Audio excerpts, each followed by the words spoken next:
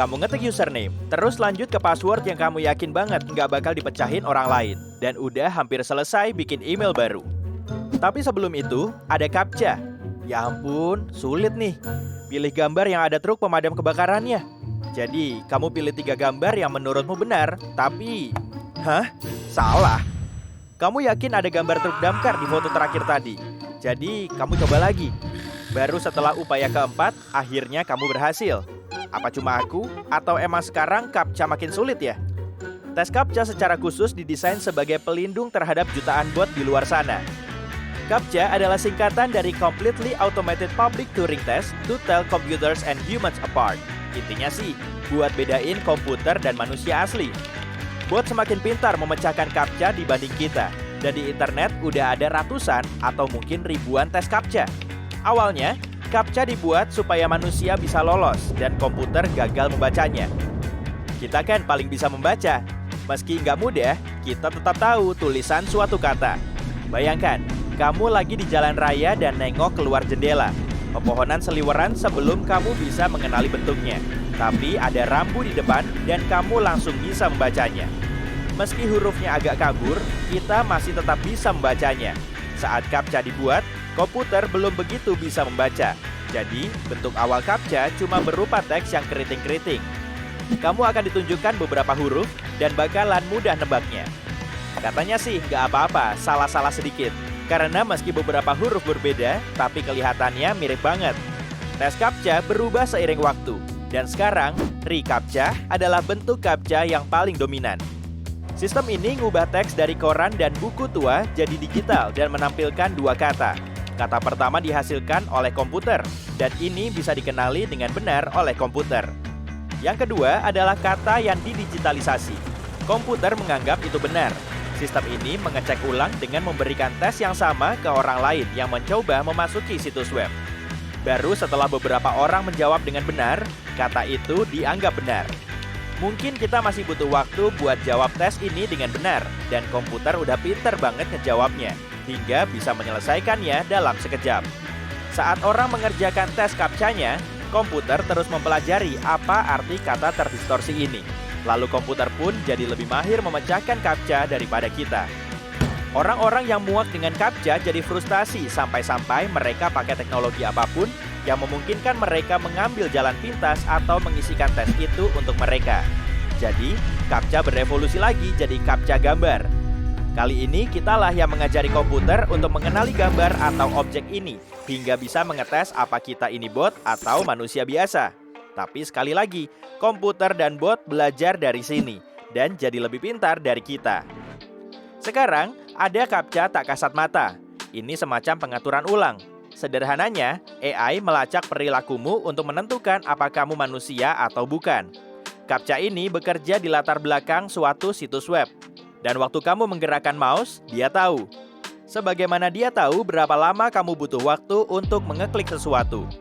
Kalau kamu lolos uji manusia, kemungkinan kamu akan dapat CAPTCHA terbaik dan termudah, yaitu tes yang cuma harus ngeklik CAPTCHA I'm not a robot. Sebagian bot sudah begitu canggih hingga tampak dan bertindak seperti manusia di dunia maya. Beginilah cara kamu bisa mengenali sebagian di antaranya. Pertama, enggak semua bot itu buruk. Mesin-mesin pencari dan antivirus memakai bot untuk menganalisis dan ngumpulin data dari internet. Tapi, sebagian bot memang jahat. Dia nyebarin informasi yang salah dan mengacaukan informasi pribadimu. Kalau kamu ngira ada akun di medsos yang bot, kamu bisa ngecek profil penggunanya. Kebanyakan profil kayak gini nggak pakai foto dan nggak ada keterangan apapun di biografinya. Bot masih belum bisa menirukan cara kita bicara. Jadi, kalau respons yang berulang atau kaku kayak di buku panduan, kemungkinan kamu lagi ngobrol sama bot. Coba bikin jokes ke dia. Kalau dia nggak ngerti, berarti itu bot. Biasanya, bot diprogram oleh seseorang dengan topik tertentu. Misal, menceritakan tentang penyanyi favoritnya. Kalau dia nggak bisa bicara soal hal lain, mungkin juga dia bot. Atau memang penggemar berat aja. Ada banyak banget bot di Twitter. Bot-bot itu nge-repost link yang sama berulang-ulang, dan itu juga bisa jadi pertanda. Lihat waktu unggahannya. Kalau dia nge-tweet non-stop dan kayaknya nggak pernah tidur, kemungkinan itu akun bot. Ada juga hal-hal lain di luar sana yang bakal ganggu kamu, kayak virus dan malware. Supaya tetap aman waktu berselancar di dunia maya, periksa apakah koneksi situs web itu aman. Kalau ada gambar gembok tertutup sebelum HTTPS, maka aman. Kalau nggak ada, itu pertanda buruk. Browsermu mungkin juga akan mengingatkan dengan tanda merah terang dan tanda seru di tempat yang seharusnya ada gembok. Pakai password yang rumit. Hal-hal kayak tanggal ulang tahun atau nomor telepon mungkin terlalu mudah ditebak. Juga jangan cuma menuliskan QWERTY. Coba pakai huruf besar dan kecil disertai berbagai simbol. Begini contoh password yang bagus. M, X, P, Q, bintang, /A.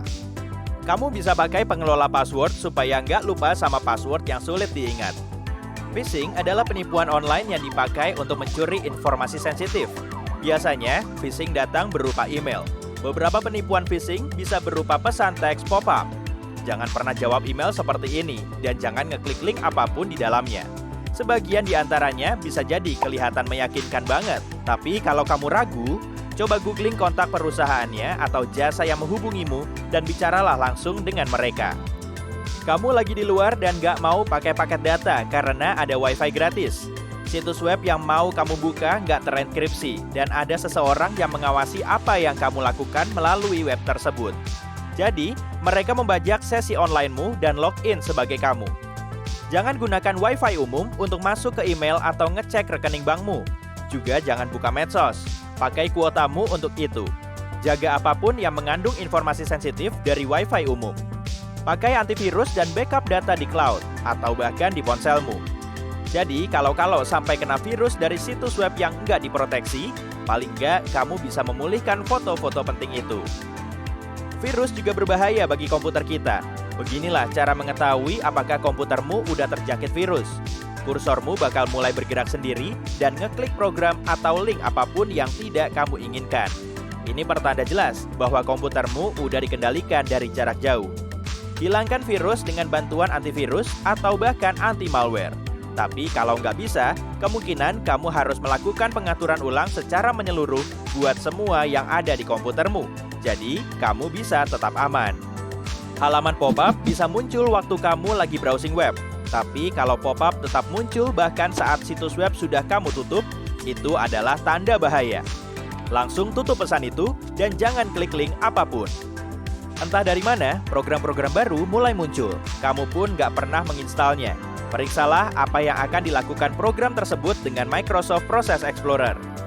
Kamu pernah dapat banyak email penipuan, tapi sekarang kamulah yang mengirimkannya tanpa sadar. Ini berarti informasi sensitifmu udah dibobol. Gantilah passwordmu secepatnya. Bahkan yang lebih parah, akunmu mungkin terkunci total. Cari cara untuk memulihkannya kalau ini terjadi. Sering-sering periksa rekeningmu. Kalau kamu lihat ada transaksi penipuan atau mencurigakan yang nggak kamu lakukan, hubungi pihak bank untuk mengetahui apa yang sedang terjadi. Ada kemungkinan ini didalangi oleh penjahat dunia maya.